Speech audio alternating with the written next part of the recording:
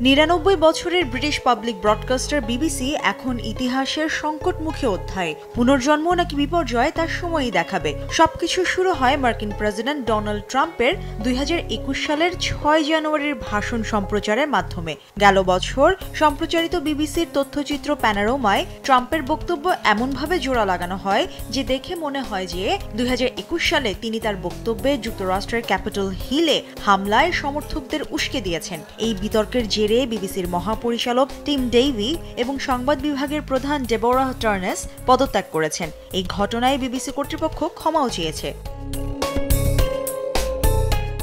গেল সপ্তাহে যুক্তরাজ্যের সংবাদ মাধ্যম দ্য টেলিগ্রাফ একটি বিশেষ প্রতিবেদন প্রকাশ করে। সেখানে বলা হয়, বিবিসির অভ্যন্তরীণ একটি চিঠি ফাঁস হয়েছে। বিবিসির সম্পাদকীয় মান পর্যালোচনা বিষয়ক কমিটির সাবেক স্বাধীন উপদেষ্টা মাইকেল প্রেসকট চিঠিটি দিয়েছিলেন। পরিস্থিতি আরও জটিল হয়ে ওঠে। চিঠিতে উঠে আসে স্বচ্ছতার অভাব, প্রাতিষ্ঠানিক ত্রুটি এবং খবর প্রযোজনার মান নিয়ে।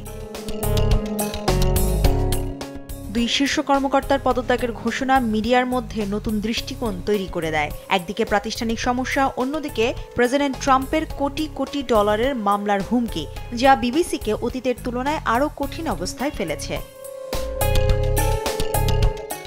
ব্রিটিশ সরকারও এতে চুপ করে নেই। প্রধানমন্ত্রী কিয়ার স্টারমার বলেছেন, বিবিসি একটি গুরুত্বপূর্ণ স্বাধীন সংবাদ মাধ্যম, তবে তাদের নিজের অন্দরমহলকে ঠিক করতে হবে। একই সঙ্গে নতুন আর্থিক মডেল এবং পরিচালনাগত সংস্কার নিয়ে তোলপাড় চলছে সংবাদ সংস্থাটিতে।